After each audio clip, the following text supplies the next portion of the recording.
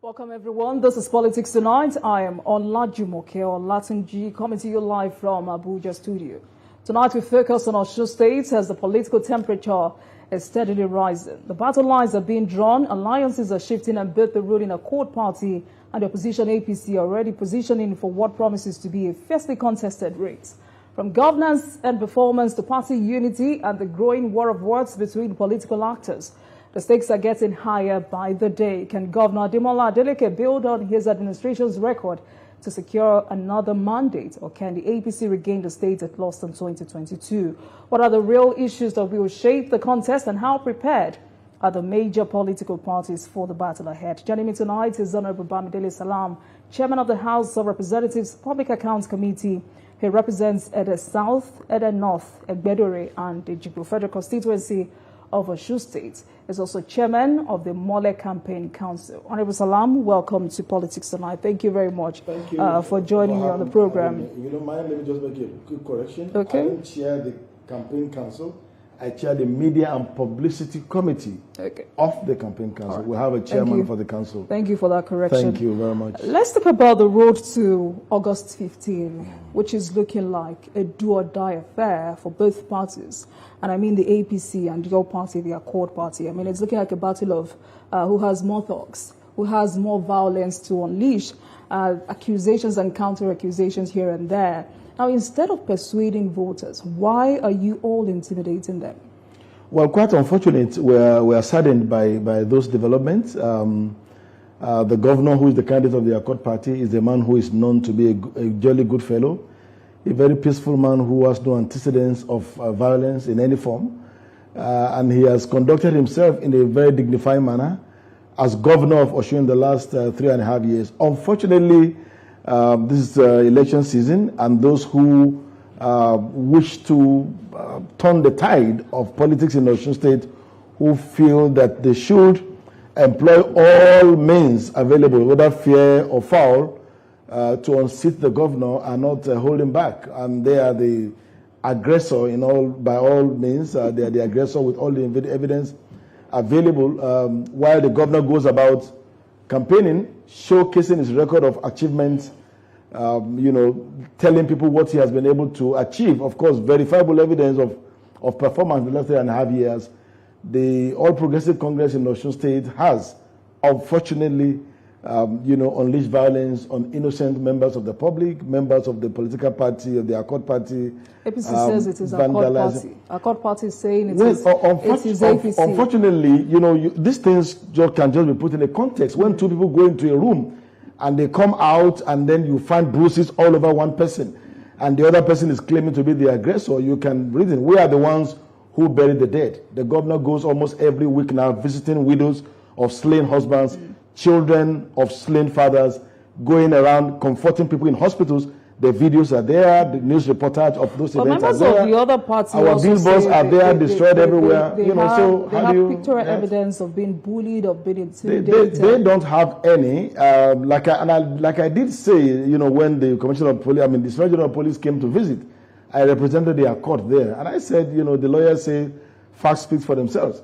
You entered into Osun today, beginning from Ekire to Gbogbon to Shogbo to everywhere. You see campaign billboards of the Accord destroyed by thugs. You can't find anyone destroyed by, so who are the people, of the APC. Who are the people allegedly living inside the government house? And can you tell Nigerians tonight that no Accord Party leader, no official is financing violence? Absolutely none. And the governor has said this repeatedly, including when the IG came and rehashed this propaganda of the APC that some thugs were in the government house, said even if his own biological child is found carrying a weapon or unleashing violence on anyone or committing any form of crime, go after that person and arrest the person and charge that person to court. All we are interested in is in a lawful process towards the election. And we are committed to the peace of Osun because the governor of Osun is the chief security officer of the state. He doesn't want a state that will be painted in this color in which the APC people are painting that state, before the rest of it. And he has said it repeatedly that as far as we are concerned, we are committed to a peaceful election. We are committed to a transparent election. And we want the other party to give the same commitment and live by those commitments. That is our concern. We are not happy that the state, which has been peaceful all these years, suddenly because of an election now turns into, every time you open the pages of the newspaper or watch a TV or listen to radio, all you hear is about, orchestrated violence. We do not want this. We have condemned it, and we are asking that the security agencies should go after the sponsors also, not just after these small boys that they are using to commit this crime. Arrest those persons sponsoring them. You could see branded buses where people were wielding weapons, in branded buses of the APC governorship candidate. Go after them, arrest them, bring them to justice. It's a very sad situation, Honorable, and it's really scary. It has gotten so bad that, the governor had to ban NURTW activities across Osun State. Is that a security measure or a political decision? Of course, it's a security measure. It's obvious, and that is the latest in the series of brigandage with the APC is encouraging. What was the issue? They just woke up one day and took one particular thug, Ashiri Eniba, a very, very notorious thug, who is on record to have been arrested by the military before the last election in 2022, who is in record to have been declared wanted by a court of law in Osun for murder. And then they came and pronounced him as the chairman of the NURTW and gave him security cover to go around motor parks chasing away passengers. So it's also a political decision. It is a security measure because we do not think that an association recognized by law should be hijacked in that manner by anyone. Alleging, if you're also no member of the APC. Yes, that means it's also a political decision. Well, crime has no political party, and that is one thing we have to get clear. When it is crime, don't say it is APC, it is PDP, whatever it is. Arrest the perpetrator, whoever he is. So as far as we are concerned, those perpetrators, regardless of their political power, political party, sponsors, promoters, encouragers, must be made to face the law. I asked that question because what some Osun residents are saying is that why ban the entire union instead of dealing with those responsible for the violence? I'm sure those who are saying that may not be very confident with historical precedent. It's not just in Osun, and it does not only have to do with that union. Any organization that constitutes itself into a nuisance, into a security threat, the government must come in. And then the word ban is not even correct. He suspended the activities of the union in the meantime and said that the parks should be taken over by security agents to ensure that everybody can transact their business in the motor park without fear of intimidation. It was not a matter of coming to prescribe or ban an organization. And like I've said, of course, a chief security officer of a state, chief security officer of a country will take measures necessary to protect innocent members of the public, and that is what the governor of Osun, His Excellency Ademola Adeleke, had done. And I'm also sure that Osun residents are tired of this accusation and counter-accusations. I mean, they want governance, they want to experience the dividends of democracy. Because, I mean, you look at the APC saying the PDP, or their court party rather, is using state power to intimidate opponents. You're here tonight saying the APC is desperate to return to power by any means. And this is me also quoting Commissioner for Information, Kola Kwalimi. He said that to be in March. So both sides can be telling the truth. Of course, I just told you that, and I just gave you a logical example of two persons going into a room and coming out. We are the ones who are burying the dead. We are the ones who are visiting hospitals. If an APC member sits here tonight, he would also say the same thing. They can say anything, but you, as the fourth estate of the realm, also have a responsibility to carry out. And that's why we're asking the questions. No, you should now move beyond asking to go and do your investigation and meet these victims of the violence and speak with them. Meet the father of the 14-year-old man who was killed in Ilobu. Meet the widow of the guy who was killed in Esauki. Meet the family of the man who was shot in Oshogbo. When you meet with them and you speak with them, they will tell you, because they have the evidence of those who came to attack them. This is what we should do. If you call everybody into a studio, of course, everyone will come here and tell them their own side of the story. And as for governance, like I said, all this began in less than 1 year.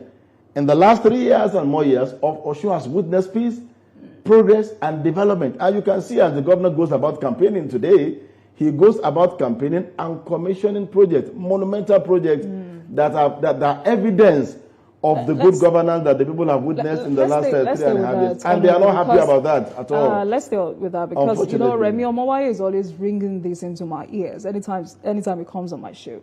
It says, for a governor that claims it's for the people, Governor Adeleke has failed. Osun State operates the most expensive state-owned university in Nigeria. Speaking to fact, Honorable, what is that one achievement you believe has, fundamentally changed the lives of ordinary Osun residents? Okay, that's interesting. I know Remi Omaye very well. I think he has more issues on his hand than what he's doing at present, going around TV stations telling lies.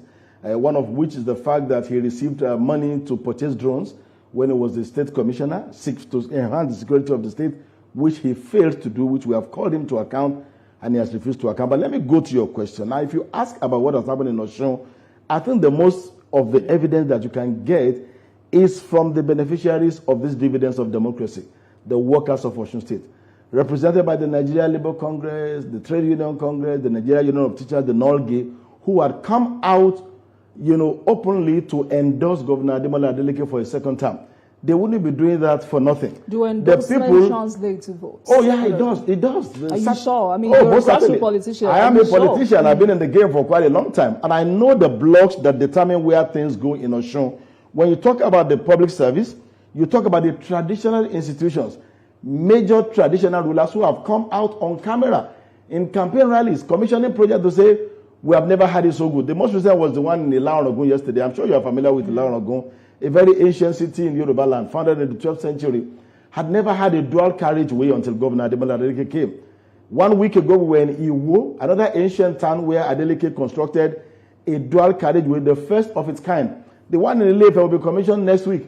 Ile-Ife having a flyover, a dual carriageway, was unprecedented. And the Kabiyesi of Ife, or Ni of Ife, had said it openly that Ife is very grateful for this impact that the governor had done. So apart from the human capital development, apart from caring for the welfare of the average citizen, ensuring that the benefit of governance reaches them as individuals in terms of payment of salary, clearing backlogs of pension and arrears, infrastructural development in Osun had never been this good as it is in the last 3.5 years. And even those who come to deny do not have anything to say than to say, oh yes, because we are politicians, we think we can do better. But they have been in government for 12 years. Adeleke came in 2022. The APC in Osun was in governance for 12 years in Osun State.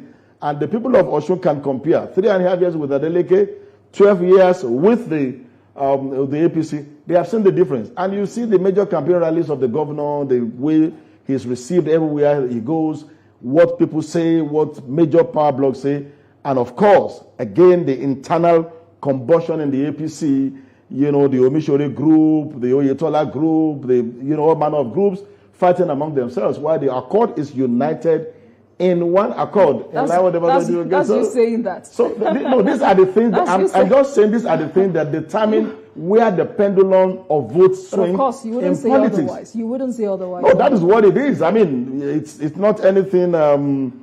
It's a no-brainer. I'm just saying what roads and bridges, Honorable. Yes. They say the governor has a thing for substandard projects. I mean, I'm sure you've seen the video trending on the internet. I say there's a Lameko flyover in Osogbo, and there's a video, trending about that disturbing developments concerning that project. Incidentally, I just saw that as I was about to come into your studio. Direct threats to the lives of innocent people. Okay, so I just saw that as I was about to come into the studio, and I've seen different narration. I saw the narration of people who believe that there was a deliberate act of sabotage on that road by some people. By the contractor or who? No, whatever. No, of course, okay. the opposition political party, they can do anything. But that, even as it may, I may not be able to come here and tell you this is the position on that. But let me ask you, if you have 100 projects and then by some reason you have some concern about one, does that rubbish the monumental impact of the other 99 projects?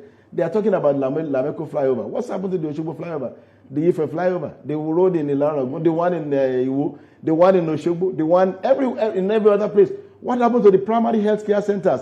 Almost 300 of them, which the governor rehabilitated, that earned him the award by the Bill and Melinda Gates Foundation, including the National Primary Health Care Commission. What happened to the education sector, where Governor Adeleke came and met Osun on 33 of 36 in terms of ranking by NECO and took it to 7 out of 36. So if people just focus on one thing, of course, as a government, we are very responsible.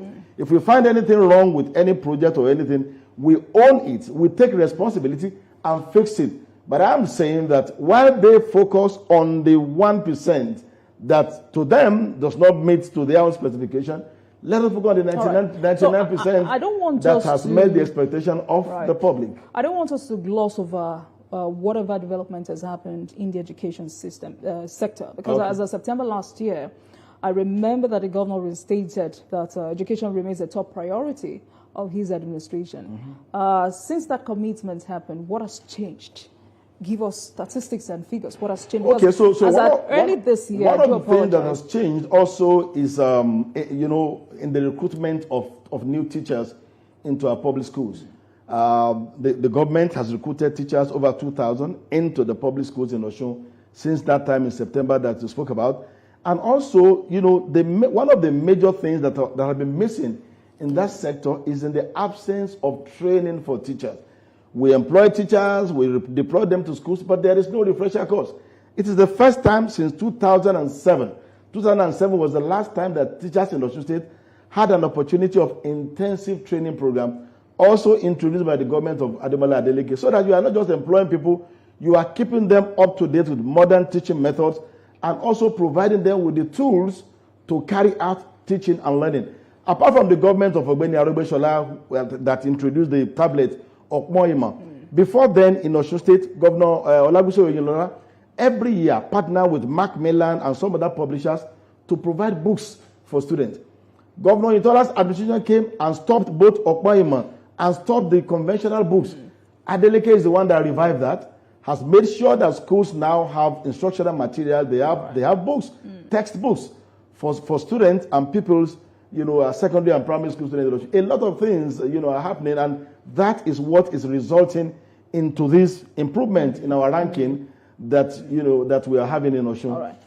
Let's talk about the health sector. How many primary healthcare centers are fully functional today compared to 2022? And I'm asking because you must have heard SRJ saying the previous APC administration expanded healthcare services to all 332 wards in the state, but many of the facilities are no longer functioning effectively.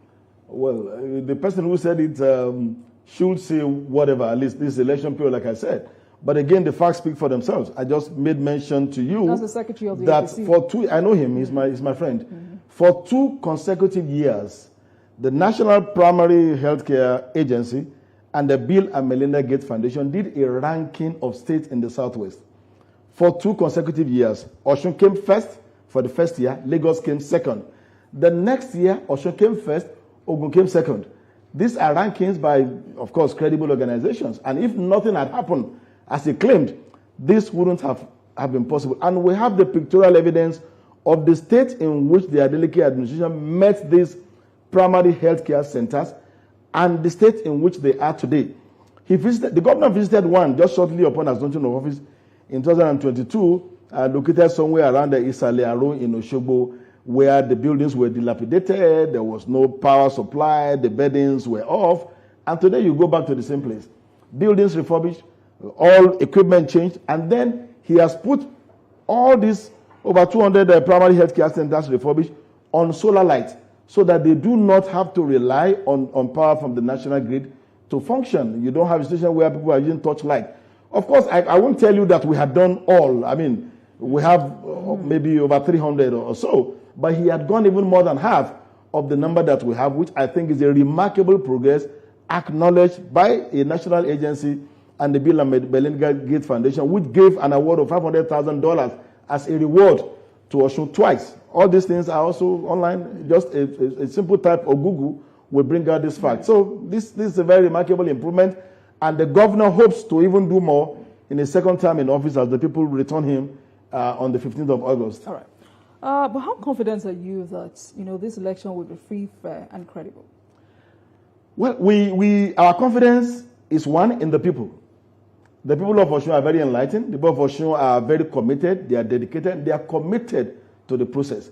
We are confident that the people of Osun will stand their ground, that they will vote, and their vote will count. We have had incidents in Osun so many years ago when a government tried to muzzle people and whatever, but it did not work. So I'm assured in the people of Osun, and of course in the power of God, the one who is very righteous, to make sure that things go well. Now, regarding the umpire, Yeah, and that is we'll why... come to that in a moment, but this violence, this accusation and counter-accusation... The responsibility of maintaining peace in an election is principally that of the security agencies. And that is why we call on the police, the civil defense, the DSS, the military, everyone will be involved to ensure that we have a peaceful process. The governor has stated countless number of times, quoting what the former President Goodluck Jonathan said, that his ambition was not worth the blood of anyone. So that's why I think you should be speaking to your fellow politicians, Honorable. We can only talk to those who are in our camp. You can't talk to those who have made up their mind that they don't even want the election. We have them on tape. I must tell you this. We have them holding meetings on tape, boasting about federal might, boasting about coming to do all manner of things, boasting about having the police in their pocket. But if you had them on tape, you would have released them. We do have them. We do have them on tape. And so that was the basis. That was the basis upon which we have made several, I'm surprised if you don't know this, we have made several press conferences, press releases. We have written several petitions to the Inspector General of Police, to the DGDSS, to the international community to raise awareness about what they are saying and what they say they are planning to do. But all those things do not even bother us so much, as long as we know that we're on the right side of the law. And, we thank the President in his June 12th broadcast, President Bola Ahmed Tinubu. He did mention Osun in particular and called on security agencies. He mentioned Ekiti and Osun, called security agencies to ensure that there is a free, fair, and peaceful election. We are expecting the security agencies to live up to that expectation. We have to go. It is their responsibility, what is and your our message party to INEC? Is willing. My message to INEC is that they have an opportunity to use the Osun election to redeem their image. I say that to show to the world that this is a new INEC under Professor Joshua Mopiton. This is an INEC that can go anywhere in the world and be called upon to share experience on how to conduct a credible election, a fair election, an acceptable election. It's an opportunity for the INEC, and I do hope that they will seize that opportunity to do things right and ensure that the people vote and the vote indeed counts. All right then, but overall, the expectation of Osun people is very clear. A peaceful contest, issue-based campaigns, and an election where the will of the voters prevail over violence or intimidation. Thank you for speaking with me tonight. Thank you for having me. Honorable Bamidele Salam, House of Reps member, representing Eden North, Eden South, Federal Constituency. Thank you very much. Thank you for coming on the program. I appreciate it. Thank you. Yes. And thank you very much for watching, everyone. That's our package tonight. I am Olajumoke Olatunji. Good night, everyone.